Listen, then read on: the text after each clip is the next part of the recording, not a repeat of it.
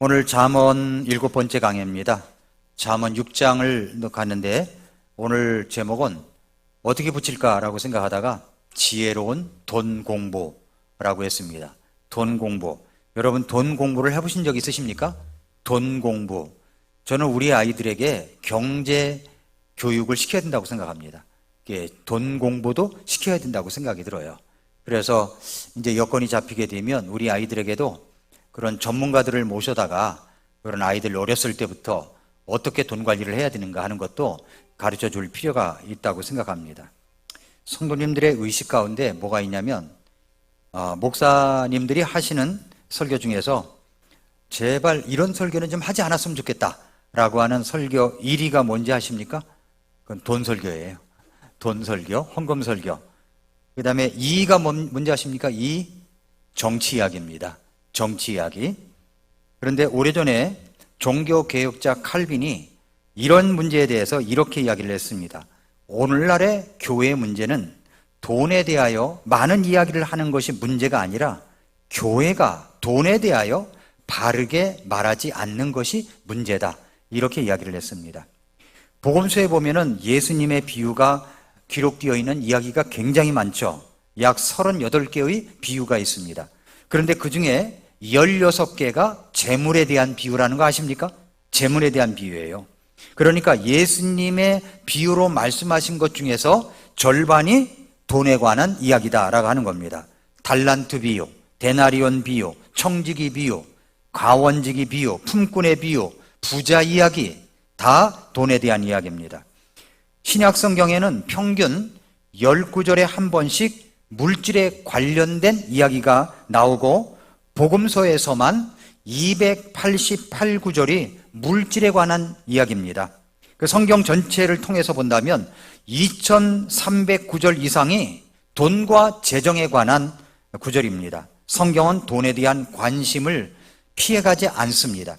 그러니까 성경은 돈에 대한 관심을 많이 가지고 있으며 물질에 대해서 우리 성도님들이 바르게 알아야 함을 강조하고 있는 겁니다.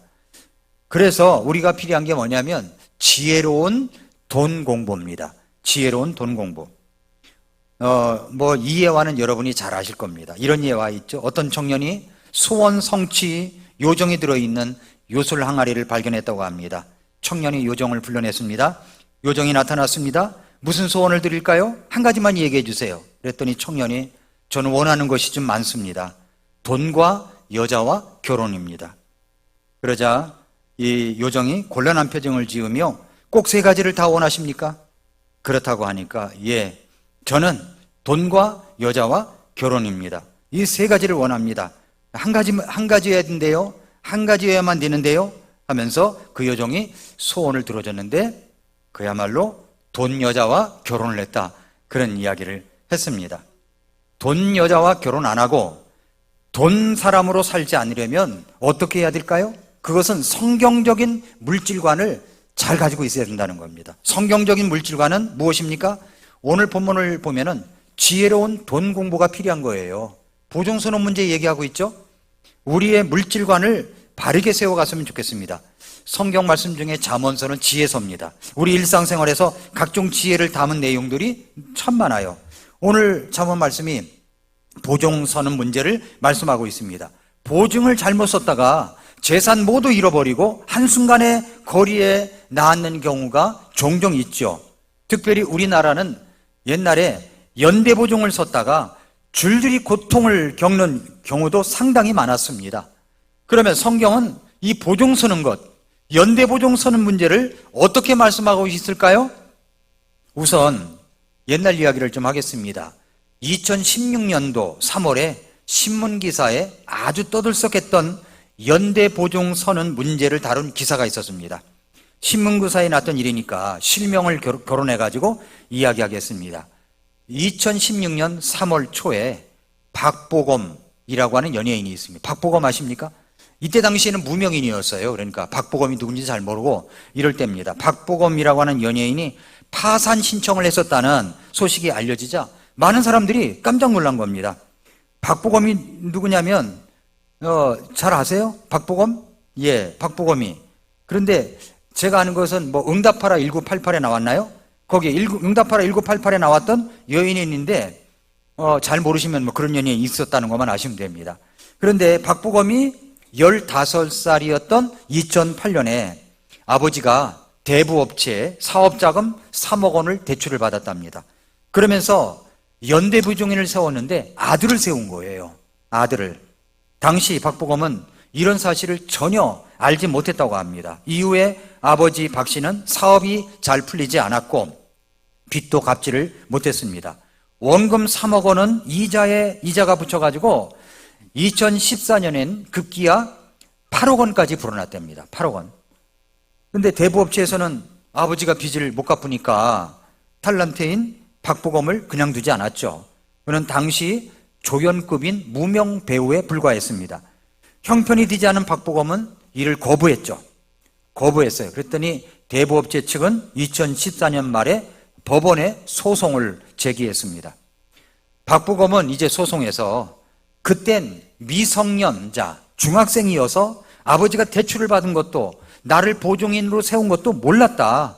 나는 연대 보증 책임이 없다. 이렇게 이제 주장을 한 거예요. 법원은 이제 박부검에게 뭐라고 얘기했냐면은 아버지 빚 중에 일부를 갚으면 나머지 금액은 탕감을 받도록 하는 화해 권고 결정을 내렸습니다. 그런데 박부검은 이 결정을 받아들이질 않았어요. 그래서 2014년 12월에 서울중앙지방법원에 파산 면책 신청을 냈습니다. 파산 면책 신청을 냈어요.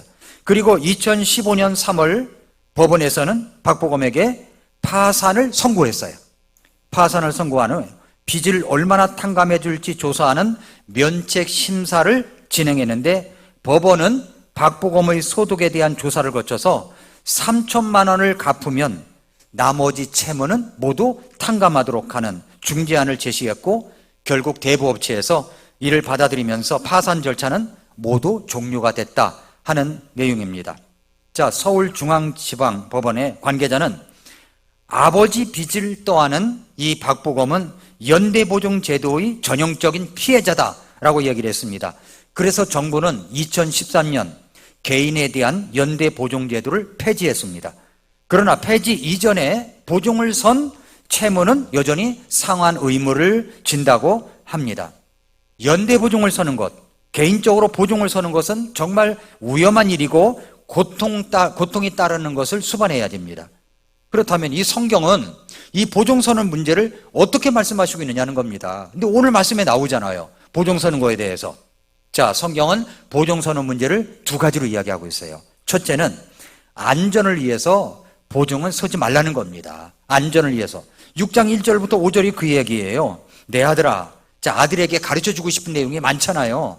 아버지로서 아들에게 가르쳐주고 싶은 것은 재정적인 것, 이 돈 관리, 돈 공부 시켜야 됩니다. 자녀들에게 돈 관리, 돈 공부 시켜야 돼요. 그런데 내 아들아, 네가 만일 네 친구를 위해 보증을 서거나 나그네와 더불어 네 손을 마주쳐서 서약하였다면 내 입의 말들로 인해 네가 올무에 걸렸고 네 입의 말들로 인해 네가 붙잡히게 되었다. 그러면서 내 아들아 하면서 또 얘기합니다. 내 아들아, 네가 네 친구의 세뇌에 빠졌으니까 이같이 하여 너 자신을 구출하라는 거예요. 거기에서 나오라는 겁니다. 가서 너 자신을 낮추며 네 친구가 확실히 알게 하라. 확실히 알게 하라. 네 눈이 잠들지 말게 하고 네 눈꺼풀이 졸지 말게 하며 노루가 사냥꾼의 손에서 벗어나는 것 같이 새가 사냥꾼의 손에서 벗어나는 것 같이 너 자신을 구출하라고 연대 보증 서는 문제에 대해서 나와야 된다고 지금 이야기하고 있는 거예요. 잠언 11장 15절에 보니까 낯선 자를 위해 보증을 서는 자는 그 일로 인하여 괴로워할 것이나 보증 서기를 싫어하는 자는 안전하니라 이렇게 말씀을 했습니다. 주님의 말씀은 뭐냐면 보증을 서지 말라는 것이고 만약에 보증을 선 것이 있으면 새가 사냥꾼의 위협에서 벗어나는 것 같이 너도 그렇게 하여 너 자신을 구출해야 된다. 지금 이렇게 말씀하고 있는 겁니다. 왜 주님이 이렇게 말씀하십니까? 그것은 우리가 빚이나 보증으로 인해서 경제적 자유가 없이 살아가는 것을 원치 않기 때문이다 라고 말씀하시기 때문입니다. 이것이 첫 번째 말씀이고요.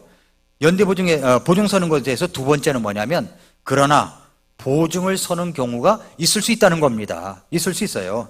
만약에 여러분이 보증을 서려고 할 때 그 사람이 파산해서 내가 모든 것을 다 책임질 수 있다는 확신이 들면 하라는 거예요. 하라는 겁니다. 그러나 그것은 대단히 고통스러운 일이라는 거죠. 여러분이 재산이 100이 있다고 합시다. 100. 그런데 내가 보증 서주는 사람이 1에 대한 보증을 서달라고 그래요. 1. 100에서 1입니다. 그 1을 내가 잃어버려도 좋다. 난 안 받아도 좋다라고 생각되면 하라는 거예요. 그런 능력이 있으면 말입니다. 능력이 있으면, 그리고 그 사람이 안 갚아도 나는 절대 상처받지 않는다 라고 생각하면 하라는 거죠. 그 사람이 파산의 고통을 당할 때 나도 함께 당해도 좋다는 확신과 그런 사랑이 있으면 그렇게 할 수 있습니다. 그런데 그런 사랑과 확신을 갖고 보증을 서는 사람이 몇 명이나 되겠습니까? 자, 이렇게 보증 서는 문제를 두 가지로 말씀하고 있어요.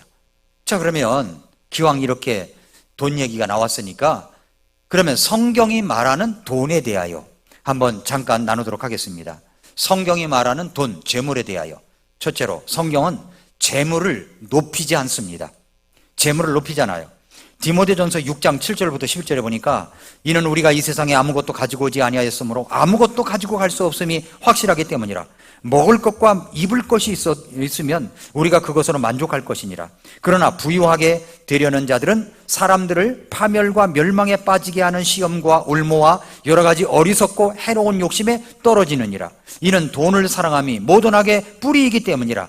어떤 자들이 돈을 탐내다가 믿음에서 떠나 잘못을 범하고 많은 고통으로 자기를 찔러 꿰뚫었도다. 그러나 오 하나님의 사람아, 너는 이것들을 피하고 의와 하나님의 성품과 믿음과 사랑과 인내와 온유를 추구하라 라고 했습니다. 무슨 말입니까? 성경은 재물을 높이지 않는다는 거예요. 성경은 공술의 공수거라고 말씀합니다. 이 세상에 아무것도 가지고 오지 않았습니다. 갈 때도 아무것도 가지고 가지 않습니다. 그래서 알렉산더 대왕이 남긴 말 가운데 유명한 말이 있지 않습니까? 내가 죽으면 나의 손을 관 밖으로 꺼내주시오.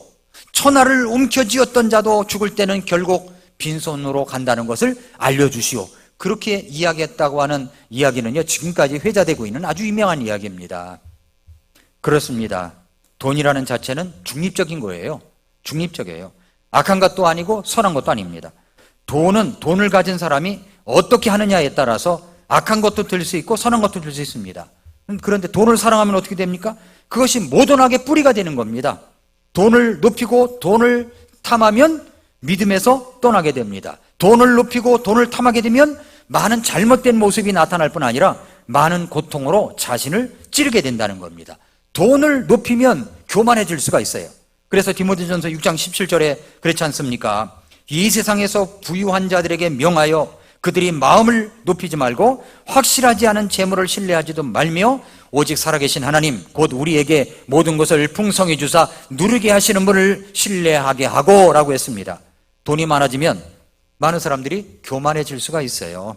성경은 그렇게 말씀하고 있습니다. 성경은 결코 재물을 높이지 않아요. 그것은 확실치 않은 재물이라고 말씀하고 있습니다. 그것을 신뢰해서는 안 된다는 것을 가르쳐주고 있어요. 마이크 샌들의 그 정의란 무엇인가라는 책이 있죠. 그 다음에 돈으로 살 수 없는 것들이라는 책도 있습니다. 세상에는 돈으로 살 수 없는 것들이 있습니다. 마이클 샌들은 그러한 것도 정말 얼마 남지 않았다고 이야기를 해요. 교도소에서, 미국인요, 교도소에서 감옥을 업그레이드 할 수 있다고 그래요. 업그레이드 할 수 있대요. 미국 캘리포니아주 그 산티아나시를 포함한 일부 도시에서는 폭력범을 제의한 교도소 수감자들이 추가 비용만 내면 깨끗하고 조용하면서 다른 죄수들과 동떨어진 개인 감방으로 옮길 수가 있다고 합니다. 또 미국에서는 자신의 전담 의사에게 직접 전화를 걸어 필요한 조치를 취할 수 있는 것을 연회비 1,500달러에서 25,000달러까지 내면 된다고 합니다. 미국으로 이민할 수 있는 것도 돈으로 살 수 있을까요? 네, 50만 달러만 있으면 된다고 합니다. 그러나 그럼에도 불구하고 마이클 샌들은 뭐라고 얘기하냐면 돈으로 살 수 없는 것들이 있다는 거예요. 돈으로 살 수 없는 것들이 있습니다. 자, 돈으로 살 수 있을까요? 잠자는 거, 돈만 내면 잠을 푹 잘 수 있을까요? 그거 쉽지 않거든요. 평안, 마음의 평안, 돈으로 살 수 있을까요? 그래서 이런 이야기가 있지 않습니까? 돈으로 침대는 살 수 있어도 잠은 못 삽니다. 돈으로 책은 살 수 있어도 머리, 두뇌는 못 삽니다. 돈으로 음식은 살 수 있어도 식욕은 못 삽니다. 돈으로 화장품은 살 수 있어도 미모는 못 삽니다. 돈으로 집은 살 수 있어도 가정은 못 삽니다. 돈으로 약은 살 수 있어도 건강은 못 삽니다. 돈으로 쾌락은 살 수 있어도 행복은 못 삽니다. 돈으로 종교는 살 수 있어도 구원은 못 삽니다. 돈으로 세상 어디든지 갈 수 있어도 천국길은 못 갑니다. 라고 이야기를 하고 있습니다. 그러니까 성경은 돈을, 재물을 그렇게 높이지 않는다는 겁니다. 또 하나, 성경은 재물을 낮추지도 않아요. 낮추지도 않습니다. 마태복음 6장 19절부터 20절에 보니까 너희 자신을 위해 보물을 땅에 쌓아두지 말라. 거기서는 좀과 녹이 부패시키며 거기서는 도둑들이 뚫고 훔치느니라. 오히려 너 자신을 위해 보물을 하늘에 쌓아두라. 거기서는 좀과 녹이 부패시키지 못하며 거기서는 도둑들이 뚫지도 못하느니라. 성경은 우리에게 금하시지 않은 것이 있어요. 그게 뭐냐면 우리의 소유를 금하신 것이 아닙니다. 우리가 뭘 가지고 있다, 그걸 금하신 게 아니에요. 성경 어디에도 하나님께서는 우리에게 소유를 금하신 말씀이 없습니다. 예수님도 사유재산을 금하는 가르침을 주신 일도 없습니다. 주기도를 가르쳐 주실 때도 우리에게 일용할 양식을 주옵시고라고 기도하라고 하셨습니다. 우리의 양식은 우리의 소유죠. 우리의 소유. 우리의 주인은 아니지만 양식을 맡은 청지기인 것은 사실입니다. 그런 의미에서 소유를 부정하는 공산주의나 극단적 사회주의는 기독교적 가치관과 함께 갈 수가 없는 겁니다. 부자 것을 뺏어가지고 가난한 사람이 나눠준다, 그렇게 해서는 안 된다는 거예요. 각자의 소유가 있다는 거죠. 세금으로 충당을 해야죠, 그러면. 그래서 우리의 소유를 금하신 것이 결코 아니라는 겁니다. 또 하나, 우리가 하는 저축을 금하신 것이 아닙니다. 저축. 성경, 특히 잠언에 보면은 하나님은 우리에게 일할 수 없는 겨울을 위해 여름에 땀 흘려 일하고 저축하는 개미에게 가서 배워야 한다고 가르쳐 주시고 있습니다. 자, 오늘 읽은 본문 다음 절, 잠언 6장 6절에 뭐라고 그러냐면은 너 게으른 자여, 개미에게 가서 개미의 길들을 깊이 살펴보고 지혜로운 자가 되라, 그렇게 말씀했어요. 6장 8절에는 여름에 자기의 먹을 것을 예비하며 수확 때에 자기 양식을 모으느니라 라고 말씀했습니다. 그러니까 우리가 부지런해가지고 재물을 모으는 것 당연한 겁니다. 그렇게 해야 되는 거죠. 지혜롭게 우리가 관리를 해야 되고 모아야 되는 겁니다. 예수님은 오병이어의 기적을 일으키신 다음에 거두어가지고 버리는 것이 없도록 하라고 말씀하셨지 않습니까? 그렇게 가르치시는 분이세요. 세 번째, 삶의 즐거움을 금하신 것이 아닙니다. 성경은 물질 그 자체를 죄악시하지 않았습니다. 만물을 지으시고 선하게 보신 하나님의 관점 안에는 물질도 포함되어 있는 거예요. 성경은 창조주 하나님이 물질을 주신 목적 중에 하나가 물질을 즐길 수 있게 하기 위해서라고 말씀하셨어요.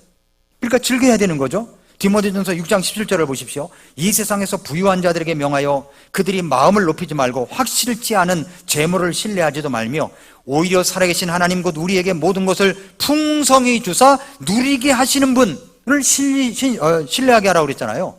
그러니까 풍성하게 해주사 누리게 하시는 거예요. 누릴 때가 있는 거죠. 우리는 누려야 되는 겁니다. 그러니까 열심히 지혜롭게 돈을 벌어서 우리가 열심히 누려야 되는 거예요. 누리는 것 하나님이 금하신 게 아닙니다. 즐거움 이거 금하신 게 아니에요. 여러분 생각해 보세요. 신앙생활 하는데 교회에서 일하고 또 헌신하고 봉사하고 물론 중요합니다. 그러나 가족끼리 여행을 가요. 전 이거 필요하다고 생각이 들어요. 아이들하고 즐겨야죠. 재미있는 시간도 가져야죠. 이게 필요하다고 생각이 되는 겁니다. 그래서 하나님은 인생이 우리에게 물질을 적절한 한계 내에서 누리는 것을 절대 질투하지 않는다는 겁니다. 과하게 말이죠. 1년에 52주 주일날 오는데 한 36주는 놀러 다닌다, 이러면 문제가 되겠죠. 제가 그건 말씀드렸죠. 1년에 한 주는 가족들 여행이라면 빠질 수도 있다고, 빠져도 된다고 그러지 않았어요? 빠질 수도 있습니다. 있다고 생각이 들어요. 저도 그럴 수 있다고 생각이 들어요. 그렇지만 그게 절대적인 것은 아니지만 그럴 수는 있다고 생각이 들어요. 그러나 여러분 그런 것도 없이 우리가 살아간다면 얼마나 빡빡한 인생입니까? 즐겁게 사세요. 재미있게 사세요. 예, 우리가 하나님이 이런 소유를 금한 것도 아니고 저축을 금한 것도 아닙니다. 또 즐거움을 금하신 것도 아니라는 겁니다. 그 옛날에 목사님들은 이제 어떤 게 있었냐면은 절대 빚지지 말아라, 주식하지 말아라. 이걸 아주 금하셨어요. 빚지지 말아라, 주식하지 말아라. 절대 금했거든요. 물론 사랑의 빚 위에는 빚을 지지 말라고 성경에 말씀하고 있습니다. 근데 사업을 하다 보면은 빚이 질 수 있잖아요. 사업을 하다 보면은 이럴 수도 있고 저럴 수 있어요. 그래서 재정 관리, 돈 관리를 위해서는 우리가 정말 이것이 그리스도 안에서 꺼리낌이 없는 그런 어떤 꺼리낌이 없는 범위 내에서는 얼마든지 돈 공부를 해서 돈을 벌고 관리를 할 수 있다 라고 생각이 됩니다. 이게 전문적인 투기꾼이라는 게 아니에요. 우리가 지혜롭게 해야 된다고 믿습니다. 생각합니다. 그러므로 우리는 돈 공부를 하고 이렇게 지혜롭게 살아가야 됩니다. 예수님께서 땅에 보물을 쌓아두지 말라고 그랬잖아요. 결코 재산을 소유하는 거나 장래를 위해 물질을 저축해 두거나 적절한 한계 내에서 물질을 누리는 것을 금하신 것은 아니라는 겁니다. 물질을 목적으로 살아가는 것을 금하신 거예요. 물질을 목적으로 살아가는 것. 주님의 말씀에 의하면 물질은 필요한 것이지 목적이 아닙니다. 목적이 아니에요. 마태복음 6장에서 의식주에 대한 필요를 가르치던 주님은 마태복음 6장 31절 32절에서 이렇게 말씀합니다. 그러므로 염려하여 이르기를 우리가 무엇을 먹을까? 혹은 우리가 무엇을 마실까? 혹은 우리가 무엇을 입을까 하지 말라. 이 모든 것은 이방인들이 구하나니 너희 하늘 아버지께서는 이 모든 것이 너희에게 필요한 줄 아시느니라. 여기 분명하게 우리 주님께서는 우리에게 있어야 할 것을 아신다고 말씀하셨죠. 우리 필요를 아시는 분이십니다. 우리의 필요를 인정하시는 분입니다. 그러나 물질은 목적이 아니라는 거죠. 물질이 목적이 되어버리면 어떤 징후가 나타날까요? 물질을 쌓아두는 그 자체에서 보람을 느끼기 시작한다는 거죠. 어떤 부자에게 얼마나 돈을 벌어야 만족하시겠습니까? 물었더니 조금만 더요 그러더라고요. 조금만 더, 계속 조금만 더야, 조금만 더. 그러다가 죽을 수도 있어요. 이 할머니가 이제 그 위에 때가 재산을 굉장히 많이 낳고 집도 여러 채를 남겨놨습니다. 근데 이거 가지고 그분이 돌아가시면 그 밑에 자식도 없으면 그 자식의 자식들이 이제 없으면 조카들이죠, 조카들. 조카들이 그걸 쟁탈하다가 재산 다 없어지고 어려움을 겪는 사람들도 주변에 종종 봤습니다. 재산이 그렇게 많은데 먹을 것이 없어서 떼거리가 없어가지고 지하방에서 돌아가신 분도 봤어요. 그러니까 여러분, 물질을 목적으로 살아가서는 안 된다는 거죠. 나중에는 이제 서서히 조금만 더 하다가 물질을 사랑하기 시작합니다. 중국에서는 물질을 섬기기 시작합니다. 그렇게 되면 인생의 주인은 하나님이 아닌 물질이 되는 거예요. 물질, 만몬이 되는 거예요. 그런 인생이 만몬주의, 우상에 빠진 인간의 모습이다 하는 겁니다. 또 하나는 뭐냐면, 하나님께서는 우리가 경제적 자유를 가지면서 안전한 경제 생활을 하기를 원하십니다. 그렇다면 어떻게 경제적 자유를 얻을 수가 있느냐는 거예요. 경제적 자유를 얻을 수 있는 길, 첫째는 소유에 대한 하나님의 소유권을 인정하라는 겁니다. 이게 누구 거예요? 하나님 것이라는 거죠. 경제적인 자유를 얻으려면 소유권이 중요한 거예요. 소유권. 성경의 처음에 하나님께서 하늘과 땅을 창조하시니라 라고 시작되고 있습니다. 즉 우리의 생명이나 우리의 가진 모든 것도 하나님께서 창조하신 것입니다. 그러므로 우리 생명이나 소유에 대한 하나님의 소유권을 인정하고 하나님의 뜻대로 살고 사용하는 것이 신앙의 첫 출발인 거예요. 우리 생명이 우리 것이라면 태어날 날짜와 죽을 날짜를 결정할 수 있을 겁니다. 그리고 물질이 우리 것이라면 부자가 안 될 사람이 없을 것입니다. 우리는 단지 하나님께서 주신 것을 하나님의 뜻대로 사용해야 할 관리인, 즉 청지기일 뿐이라는 거예요. 청지기.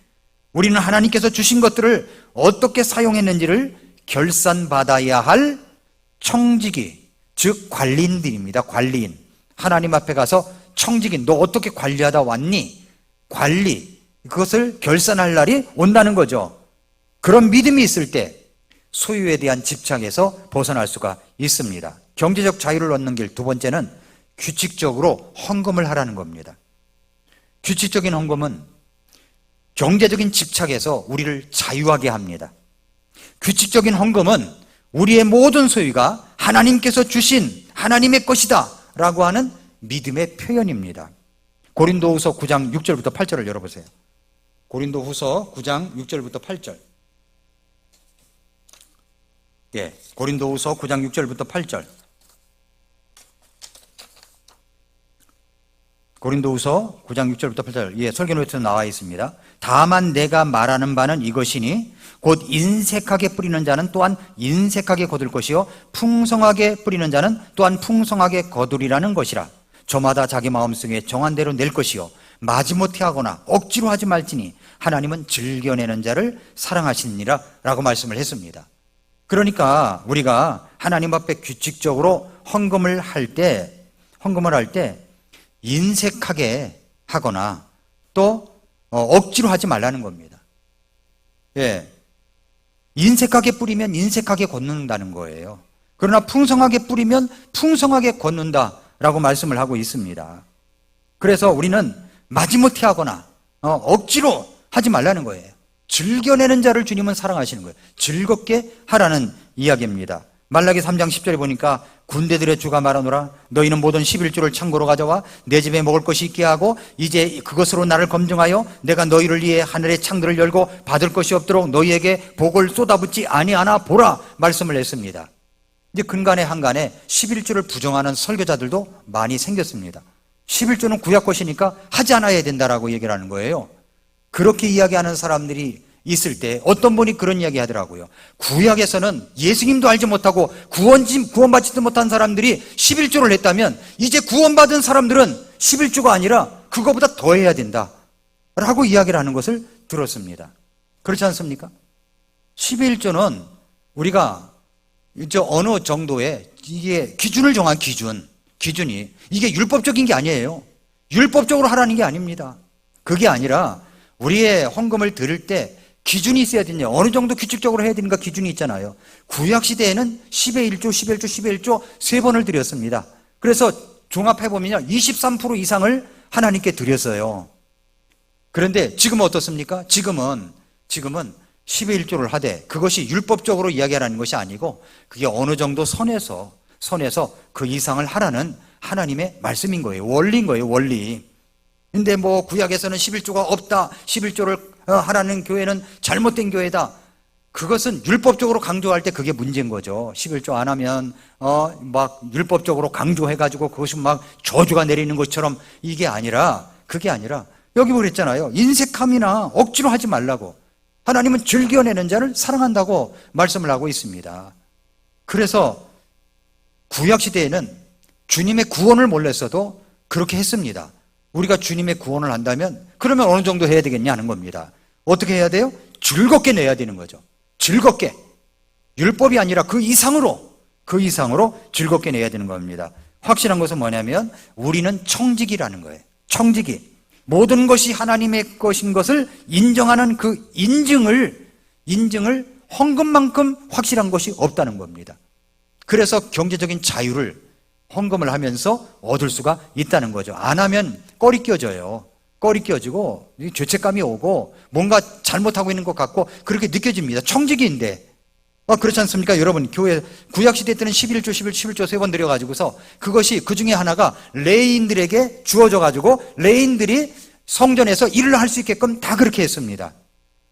교회도 마찬가지인 거예요. 여러분이 헌금을 하는 것을 가지고 교회에서 사역자들 이제 사례비도 주고 교회에서 운영도 하고 그것으로 인해서 또 식사도 하고 그것으로 인해서 또 성경금을 하면 성경금 모자라면 또 보태고 이런 식으로 해서 이게 경영이 되어가는 겁니다. 그런 것들을 여러분이 규칙적으로다가 정확하게 그 날짜에 맞춰가지고 하면은 교회에서도 그 날짜에 맞춰서 지출하는 것들이 있어요. 이런 것들을 정확하게 할 수 있다는 거죠.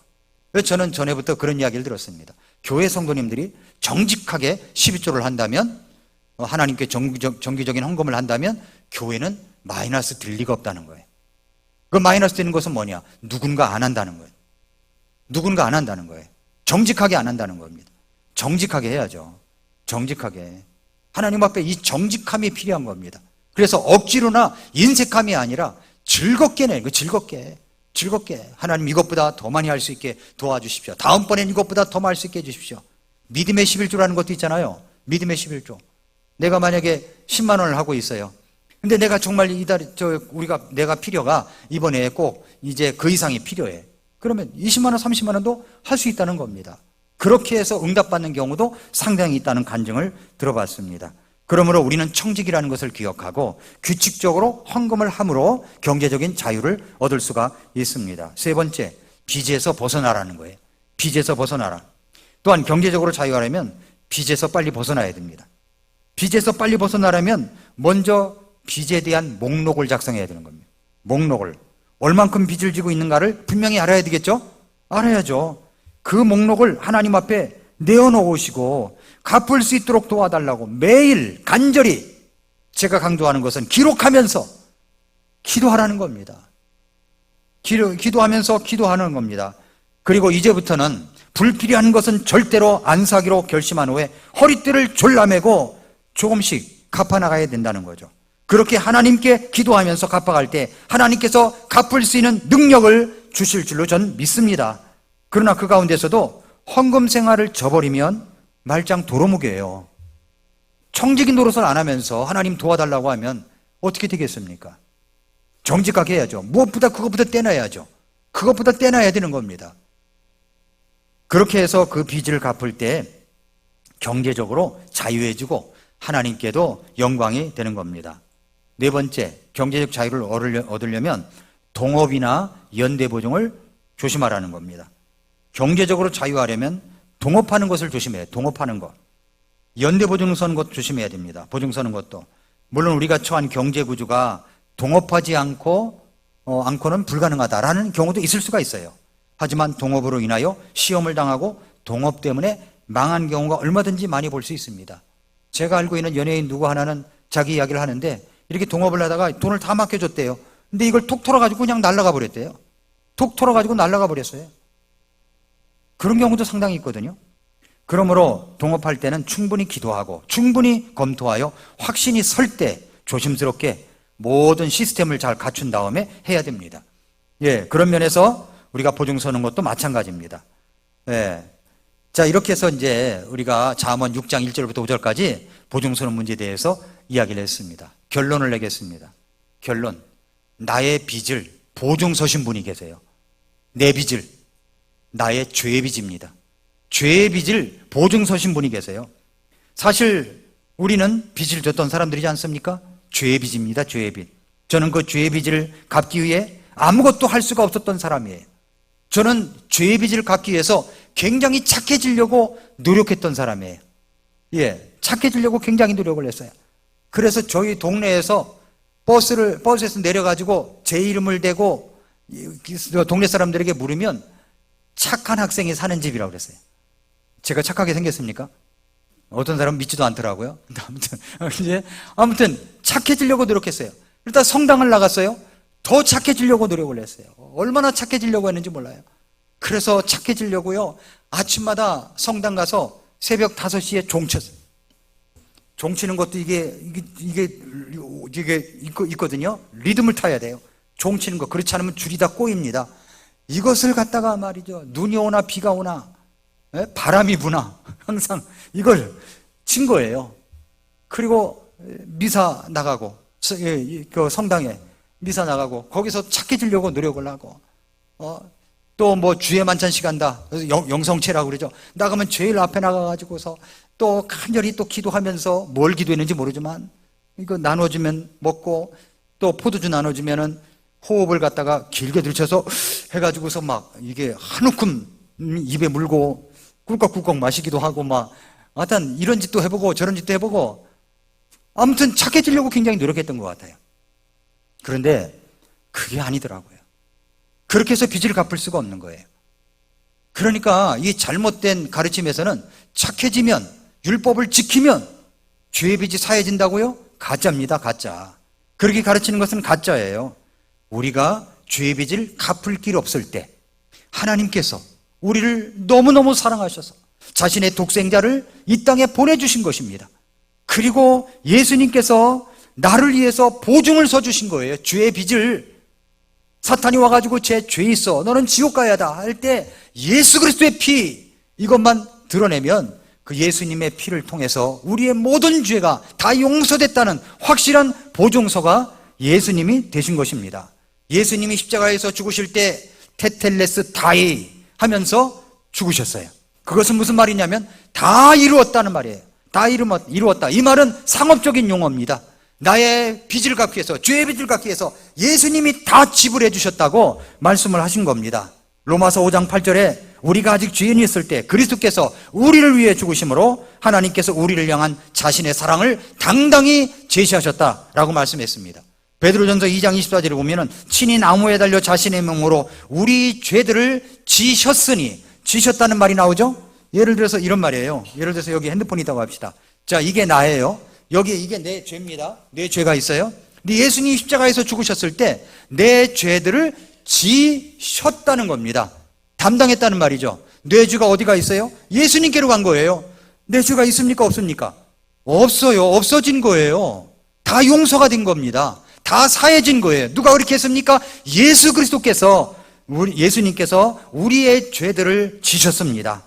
그래서 이것은 죄들을 향해 죽은 우리가 의를 향해 살게 하려 하심이라. 그분이 채찍에 맞음으로 너희가 고침을 받았나니 너희가 전에는 길을 잃은 양 같았으나 지금은 너희 혼의 목자요 감독이신 분에게 돌아왔다고 그랬습니다. 베드로전서 3장 18절에 그리스도께서도 죄들로 인해 한 번 고난을 받으사 의로운 자로서 불의한 자들을 대신하셨으니 이것은 그분께서 육체 안에서 죽음을 당하셨으나 성령에 의해 살아나셔서 우리를 하나님께 데려가려 하심이라 말씀했습니다. 이사야 53장 6절에도 우리는 다 양 같아서 길을 잃고 각각 자기 길을 갔거늘 내 마음대로 살았지만 주께서는 우리 모두의 불법을 그에게, 예수님에게 지우셨다라고 말씀했습니다. 주님은 나의 빚을 위해서 보증이 되신 분이십니다. 그리고 우리의 모든 죄를 다 탕감해 주셨습니다. 그리고 우리 마음속에 그 증거로 성령을 보증으로 주셨습니다. 고린도후서 1장 22절에 그분께서 또한 우리를 봉인하시고 우리 마음속에 성령을 보증으로 주셨느니라. 성령을 보증으로 주셨느니라. 고린도후서 5장 5절에 그런데 바로 그 일을 위해 우리를 다듬으시고 또한 우리에게 성령을 보증으로 주신 분은 하나님이시니라 말씀을 했습니다. 에베소에서는 성령을 보증으로 주셨다는 말씀을 더욱 확실하게 말씀하시고 있는데 마지막으로 에베소 1장 13절과 14절 보겠습니다. 거기 보니까 너희가 진리의 말씀 곧 너희 구원의 복음을 들은 뒤에 그리스도를 신뢰하였고 너희가 믿은 뒤에 또한 그분 안에서 약속의 저 거룩하신 영으로 봉인되었는데 이 영께서는 값주고 사신 그 소유물이 구속받을 때까지 우리 상속 유업의 보증이 되사 하나님의 영광을 찬양하게 하시느니라. 그렇게 보증이 되셨습니다.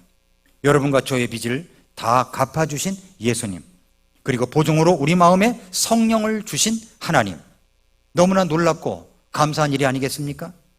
성경 잠언 말씀에서는 이와 같이 우리에게 돈 공부, 재정관리, 지혜를 가르쳐 주십니다.